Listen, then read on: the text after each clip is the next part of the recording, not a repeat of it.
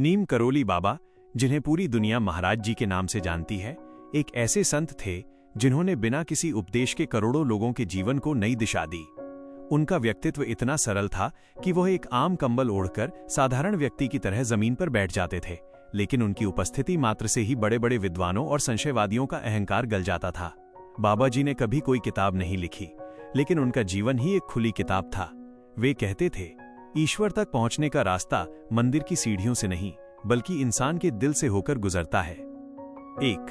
प्रेम का विराट स्वरूप, बिना शर्त अपनाना। बाबा जी की पहली और सबसे बड़ी शिक्षा थी, सबसे प्रेम करो। लेकिन ये प्रेम वो नहीं था जिसे हम दुनियादारी में देखते हैं।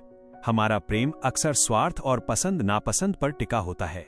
बाबा जी कहते थे, यदि तुम केवल अपनों से प्रेम करते हो तो वो व्यापार है। असली प्रेम तो वो है जो सबके लिए एक समान बहे। उनके पास चाहे कोई बहुत बड़ा अपराधी आए या कोई पुण्यात्मा, उनके प्रेम की वर्षा सब पर बराबर होती थी। वे सिखाते थे कि प्रेम का अर्थ है स्वीकार करना।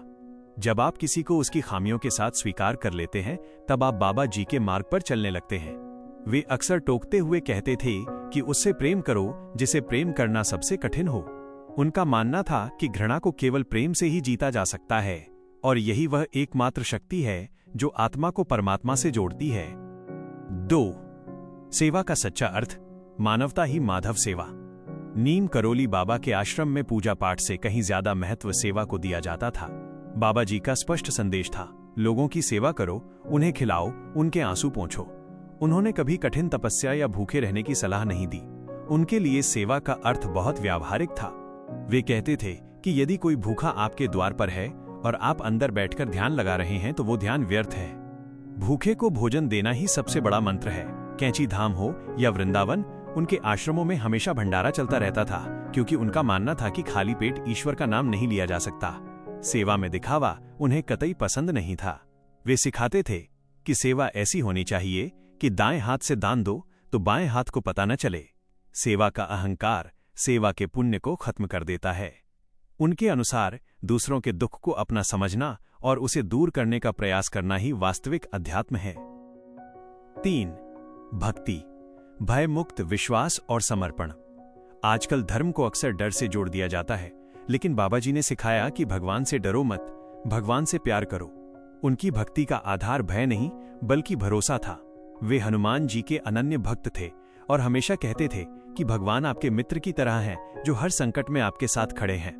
वे कहते थे, सब कुछ राम की इच्छा से हो रहा है, तुम चिंता क्यों करते हो। उनकी भक्ति का मार्ग बहुत सरल था, हर हाल में ईश्वर की मर्जी को स्वीकार करना। उनके लिए राम नाम केवल एक शब्द नहीं, बल्कि एक ऐसी औषधि थी जो मन के सारे विकारों को दूर कर देती थी।